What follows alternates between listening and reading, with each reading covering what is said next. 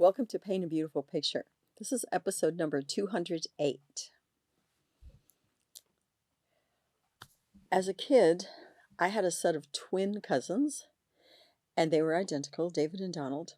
In high school, junior high and high school actually, I knew a set of twins, Jean and Jane. Twins, for as alike as they are very different from one another. There's usually a dominant one who is talkative and outgoing and friendly and always into mischief, and a quieter one who kind of stands back and follows the other one's lead and just isn't nearly as forceful. It's very common. No matter what, no matter how alike someone or something you are, there are still differences. I was the eighth of 10 children, and I think no one probably really knew or understood how very different I was from much of my family as a kid. I always felt like I was.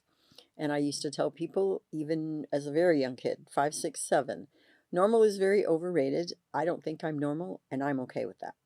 And it was the truth.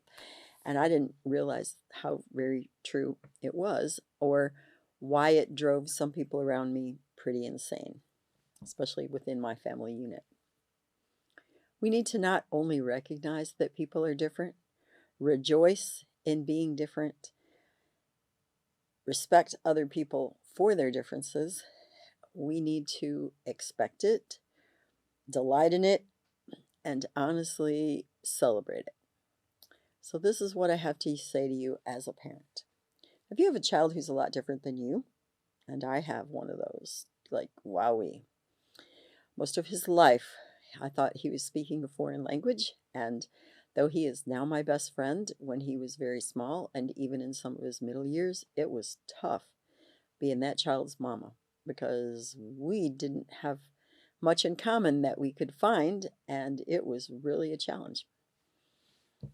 The ways that your child is different from you, instead of wanting a clone or looking to live vicariously through them, rejoice in their individuality. Blah, blah, blah. Let's do that again, Alyssa. Woo! Rejoice in their individuality. They are not you.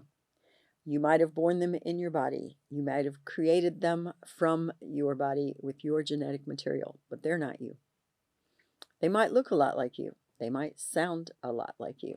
They might in some ways think or act like you. They might have your mannerisms.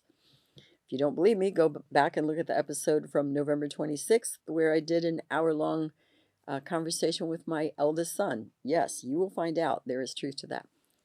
And yet, they are not you. That boy, that girl, that teenager, they are a completely unique and beautiful, incredible individual. And you need to start looking at that, respecting it, loving it, and finding ways to handle it if it's irritating you and getting on your very last nerve. Okay?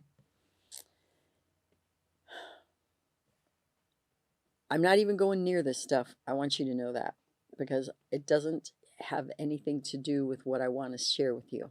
But there are people in the world today who want to be different to the point that they want to go radically alter their bodies and even try to alter hormonally what's there. But genetically, they will never get rid of who they are.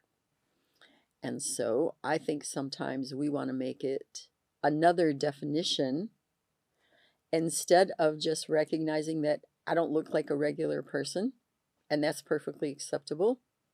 Who I am is really okay, and I don't have to take that to the nth degree, but I really can accept who I am, and I can do it gracefully, and I don't have to get on this huge political agenda and be offensive. And okay, enough said about all that.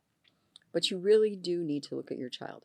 So if your child is very strong, very willful, very forceful, and you're sort of a stand back, quiet, more passive person, it's okay.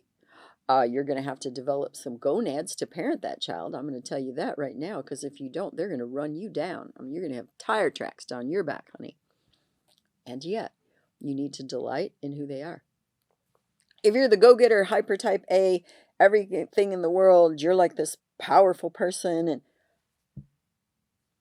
Your child is very calm, very quiet, really laid back. Take it as it comes. You're going to have some issues and challenges in accepting the differences in your child as well. The question I'm going to ask you first is, how do you do with your own differences? Okay. Do you live in a family where everybody in the whole wide world wears blue jeans and a flannel shirt, but you always want to wear a dress shirt and a vest? I mean, the full three-piece suit with a matching tie and uh, handkerchief. Are you that person like my one son? Or are you in a family of massively aggressive, powerful super achievers, but you're 22 and you're not even sure what you want to do with your life yet, and you're kind of laid back and life is mellow. And I'm just telling you, we all of us have different variations of being different than the norm of where we're from, who our family is, who our friends are, who our church is, etc. And it's okay. We need to really look at our differences and say, okay, this is who I am. On the other hand, we don't have to be offensive or pushy or unreasonable and demanding that everyone else should be like us, because after all, this is who we are and you need to respect who I am, and actually you should be like me. No, I don't need to be like you. I need to be me. And I can respect who you are, but no, I don't have to be you.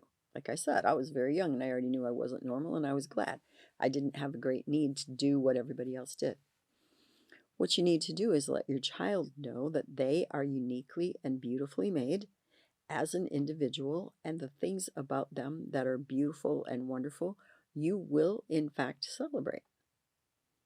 And you also need to let them know that there is an element in life where every one of us has to participate within a cultural context, whether that is family or school or community.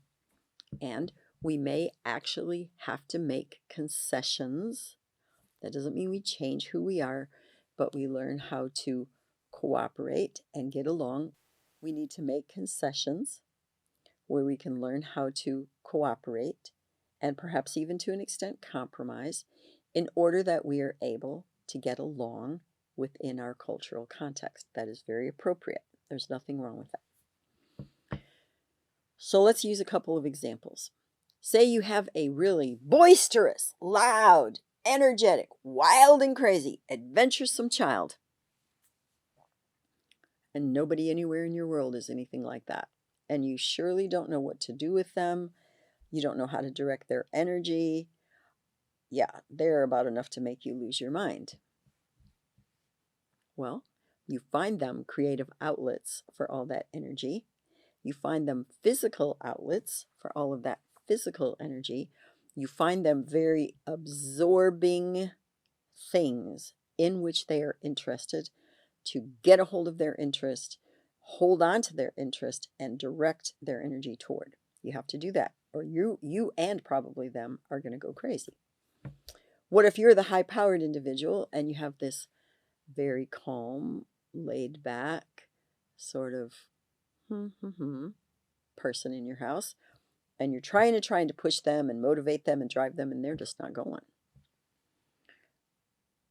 You have to learn everybody isn't like you, nor do they have to be. And your child might have really different goals and a very different approach. And nothing is wrong with her, nothing is wrong with him. They are just different than you are. You have to intentionally look at people who are different than you in order to learn acceptance, grace, patience, and especially to be able to delight in it.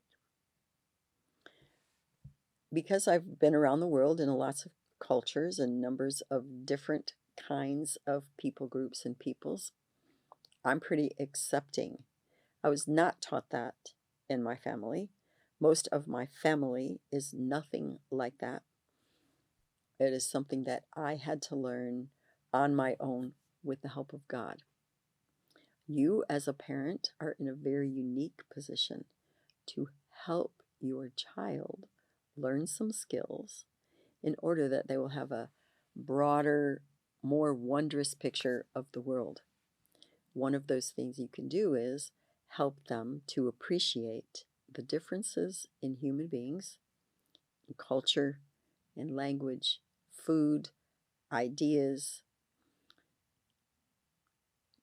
and to recognize the differences even in themselves, to accept them, to rejoice in them, and to see you accept and rejoice in the differences in those around you.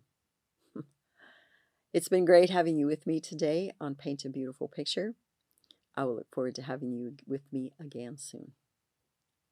You may find additional information on our paintabeautifulpicture.com website. Additionally, you may watch me on Rumble, and you may also listen to a podcast on Buzzsprout or Spreaker, all under the name Paint a Beautiful Picture. If you like this video, please give me a thumbs up. You may subscribe, and if you are interested in receiving notifications, please hit the notifications button.